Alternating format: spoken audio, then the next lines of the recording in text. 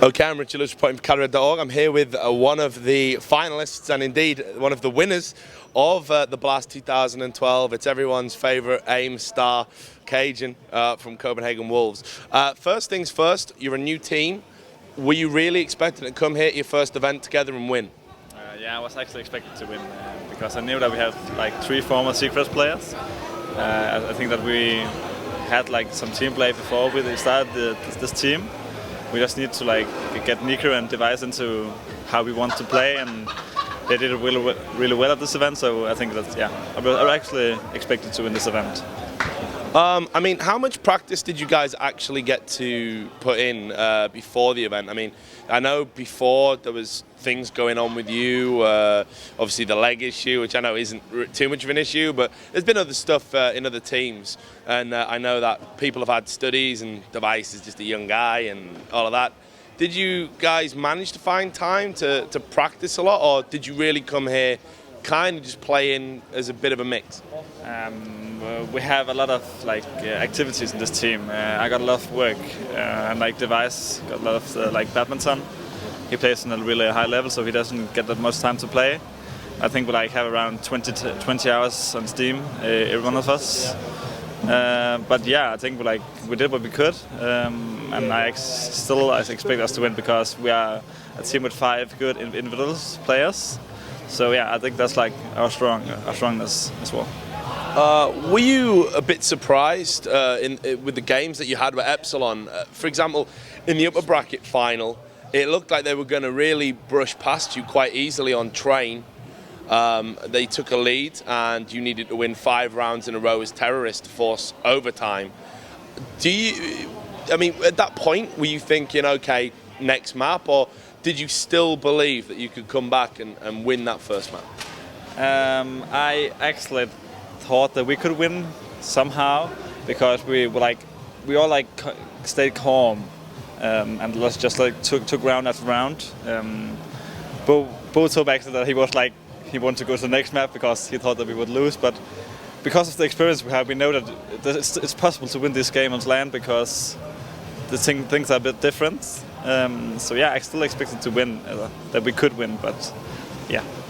What about on Dust 2? Because it was kind of a mirror of what happened on train in that you guys started out strong, and then Epsilon came back, put together a lot of rounds of CT, looked like they were going to win it, then it was lost, and then they came back into it, and then it went to 14 all, and it was anyone's game, and naturally it went into overtime. So were you thinking at that point, this is definitely going to be a third map, we're not going to win 2 sets of overtime? I mean, did you doubt at any point?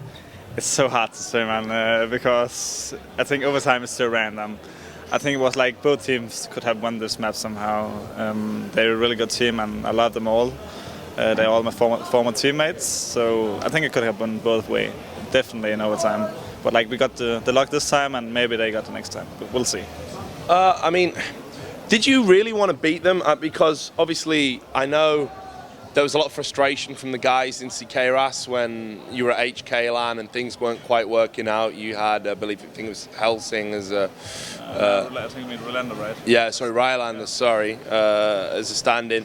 And Epsilon, as they were then, that was the first LAN as Epsilon, they kind of took the crown away from CKRAS, and the team subsequently folded. Did you want to beat them for that reason? Was there a little bit of revenge in mind? It was not because of that, because I think still we have a stand-in to that event, and we didn't really play before that event. I think it would have been different if we had Holm with us still. He was like a really good player in this team, and he like fit really good in. Rylander is like he got all his like placements on the maps, so it was like really hard for him to get in and play well. But he did okay, and yeah, I think we did okay still. But I didn't really want to get because of that back, because I have lost to them like the 3 last times.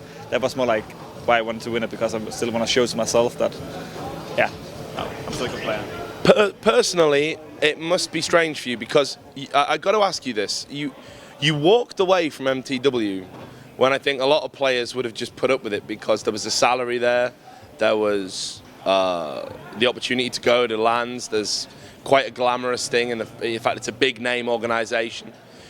Yet you have chose to walk away with that to play with Danish people, and people will probably say now you've ended up in a better team. Was it a tough decision to walk away? And can you say why you did? First of all, I want to say that I don't play for the salary because I don't see any point in playing this game then. But yeah, it was really hard to go away from the team because I really love them all. I think they're great players, great persons. But I have some like issues with the English sometimes. I think like normally I talk a lot on the team, but like when I played with MTW, I didn't have like the English skills to do it. So it's like really hard for me. So I thought I would fit better into a Danish team. I'm really sad for them, but I think that was the best choice for me. There are some people here that will be watching this interview though, hear that you're talking perfect English, and they might say the communications thing's an excuse. Was there anything else there? Yeah, I got an offer. They pushed me. I have to say that's true. But still, I didn't really feel like the English was me still. Because when you communicate in game, it has to go really fast sometimes. Like we can do like we do now. It's like really slow, and we can like just communicate. But like sometimes I didn't talk as much because I couldn't like know the names, and it has to go fast sometimes. And then I didn't know what to say, and sometimes I didn't understand the strats. So that was like really difficult. Was it difficult for you in terms of coming into Copenhagen Wolves, replacing a team of young and upcoming players? Not young and upcoming, but players that had worked really hard to get at the top of the scene, like XLO and ANK and guys like that, and they just get ditched by the organisation to pick up a bunch of established players. Do you feel a bit sorry for them, or is it just business? It's business, first of all, but I still feel kind of sad for them because they have been really stable and got some second and third places. Has been playing really well against teams like Epsilon. They have lost, but still they played well, and yeah, I hope they'll find something new, and I wish them real good luck. Well, final question, because as you can probably hear, there's a party going on, so I think you probably just want to go and celebrate. Well, actually, no, two questions. I want to ask what's next for Copenhagen Wolves.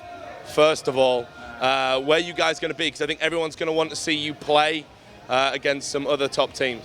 Yeah, first off, we're going to play some online tournaments for the next like months, two maybe, like the CEVO and what's called the English one, what's called Epic Land, I think it's called, like the online tournament that they're going to hold. And then we talked about going to Excel Party in Portugal. Yeah, I think that's that. And final question, so what was the secret weapon? Why is it that you actually won this LAN? Because of the gun show. Exactly. That's the main reason. And there we go. I think we better leave it there. A picture speaks 1,000 words. Thanks a lot. Nice, Rene.